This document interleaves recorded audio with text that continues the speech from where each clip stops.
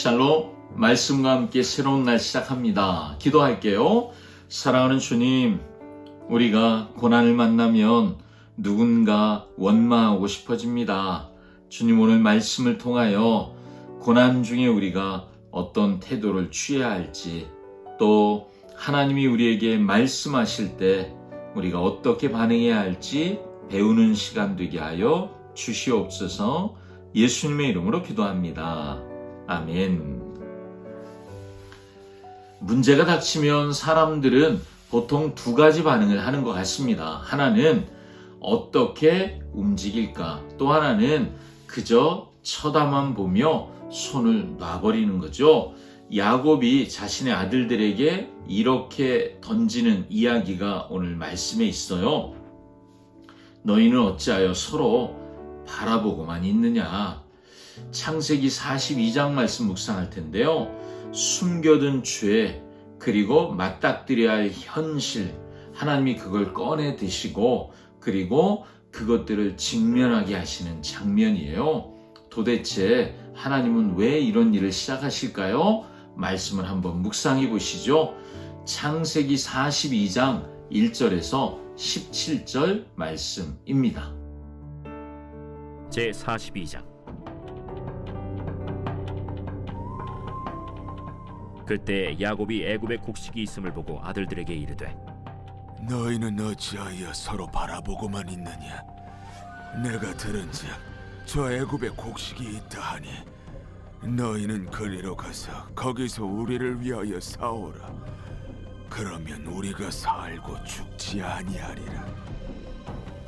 요셉의 형 10사람이 애굽에서 곡식을 사려고 내려갔으나 야곱이 요셉의 아우 베냐민은 그의 형들과 함께 보내지 아니하였으니 이는 그의 생각에 재난이 그에게 미칠까 두려워함이었더라.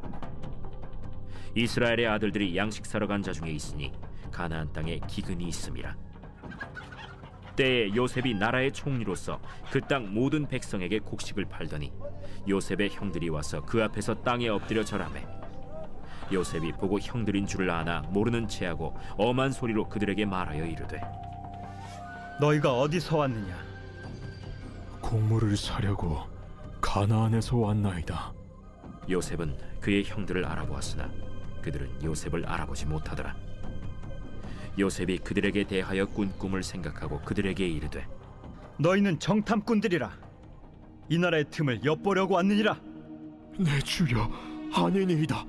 당신의 종들은 곡물을 사러 왔나이다. 우리는 다 한 사람의 아들들로서 확실한 자들이니 당신의 종들은 정탐꾼이 아니니이다. 아니라 너희가 이 나라의 틈을 엿보러 왔느니라. 당신의 종 우리들은 12형제로서 가나안 땅 한 사람의 아들들이라. 막내 아들은 오늘 아버지와 함께 있고 또 하나는 없어졌나이다. 내가 너희에게 이르기를 너희는 정탐꾼들이라 한 말이 이것이니라. 너희는 이같이 하여 너희 진실함을 증명할 것이라. 바로의 생명으로 맹세하노니 너희 막내 아우가 여기 오지 아니하면 너희가 여기서 나가지 못하리라. 너희 중 하나를 보내어 너희 아우를 데려오게 하고 너희는 갇혀 있으라. 내가 너희의 말을 시험하여 너희 중에 진실이 있는지 보리라. 바로의 생명으로 맹세하노니 그리하지 아니하면 너희는 과연 정탐꾼이니라. 그들을 다 함께 3일을 가두었더라. 아멘. 자, 오늘 본문이 보니까 이 애굽에 흉년이 들었잖아요. 그런데 애굽만의 문제가 아니라 온 세상에 흉년이 들었습니다. 야곱은 곡식이 애굽 땅에 있다는 소문을 듣고 아들들을 붙잡고 말하죠. 너희는 어찌하여 서로 보고만 있느냐? 단순한 책망이 아니라 가정 안에 오래 쌓여있던 불안, 그리고 죄책감, 무기력함, 이런 것들을 꿰뚫어보는 질문이라고 할 수 있습니다. 자, 형들은 왜 그렇게 무기력해졌을까요? 양식이 없어서는 아닌 것 같아요. 그들 마음 깊은 곳에 여전히 요셉이라는 동생의 사건의 그림자가 영향력이 남아 있었기 때문이겠죠. 하나님의 꿈을 무시하고 짓밟아 버렸습니다. 아버지를 속였죠. 동생을 팔아 넘겼습니다. 그 기억이 침묵하고 있지만 눈치 보이고 그리고 여전히 영향을 줄 수밖에 없었겠지요. 야곱이 10명의 아들을 애굽으로 보냅니다. 베냐민 막내는 보내지 않지요. 4절은 이렇게 그 이유를 설명하죠. 재난이 그에게 미칠까 두려움이었더라. 야곱 그 아버지의 상처도 아직 치유되지 않았다는 거죠. 요셉을 잃은 아버지는 이제 베냐민마저 잃을까봐 늘 노심초사하는 아버지가 되고 말았습니다. 이 집은 지금 야곱의 집은요, 겉으로는 살아있는 사람들의 집이지만 그 안에는 상처가 가득한, 여전히 그 상처는 진행 중인 집안이라고 할 수 있겠지요. 하나님이 그냥 두실까요? 하나님은 그냥 두실 수 없으셨겠죠. 자, 그리고 장면이 전환돼요. 6절부터 보니까 이제 그 형들이 애굽에 도착했고 당대 세계 최강대국 애굽의 총리 앞에 엎드려 절을 합니다. 6절 성경은 짧게 이렇게 표현합니다. 그 앞에서 땅에 엎드려 절하매. 자, 여러분 이 장면이 무엇을 의미하는지 아시죠? 요셉이 꾸었던 꿈, 그 꿈이 마침내 성취되는 장면이잖아요. 형들은 비웃었던 그 꿈, 지금 그들의 눈앞에 이루어지고 있지만 그들은 자신들의 앞에 총리가 동생이라고는 꿈에도 생각을 못하고 있죠. 하나님이 말씀하신다면 여러분, 하나님이 하신 그 말씀은 시간이 오래 걸릴지라도 반드시 성취된다는 것, 오늘 우리는 이 장면에서 보게 됩니다. 자, 그런데요, 하나님의 말씀이 성취되는 장면임에도 기쁨도 없고 환호도 없습니다. 오히려 차갑고 무겁습니다.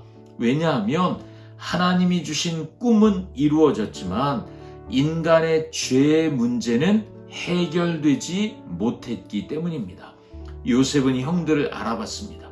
그렇지만 형들은 요셉을 못 알아봤습니다. 자, 여러분, 자기 과거를 요셉은 기억하고 있어요. 근데 형들은 눈이 가려 마음속에는 상처가 있지만 꺼내놓지 못하는 눈이 가려진 상태로 살아가고 있는 것을 보여주는 것이죠. 요셉이 형들을 모른 척하며 정탐꾼이라고 몰아붙이죠. 그리고 그것은 15절에 보니까 너희 진실함을 증명할 것이라. 그들의 진실함을 시험하려고 합니다. 여러분, 이것이 중요해요.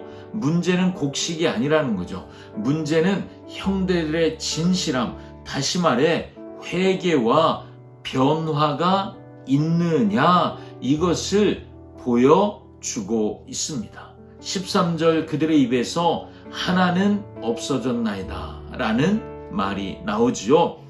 이 무심한 하나는 없어졌습니다. 죽었습니다.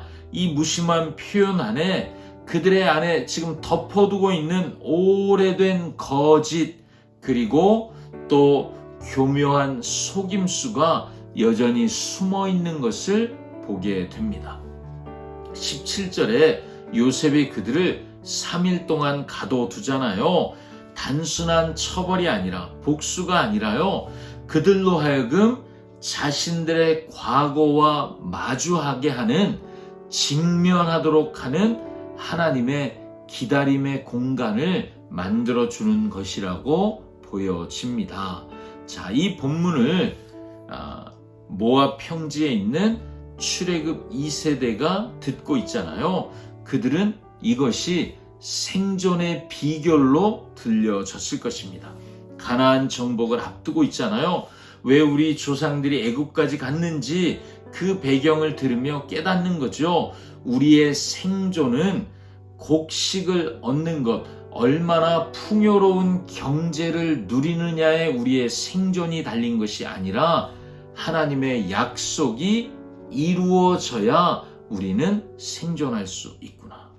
그들이 자격이 있어서 가나안 땅을 약속받은 것이 아니라는 것이죠.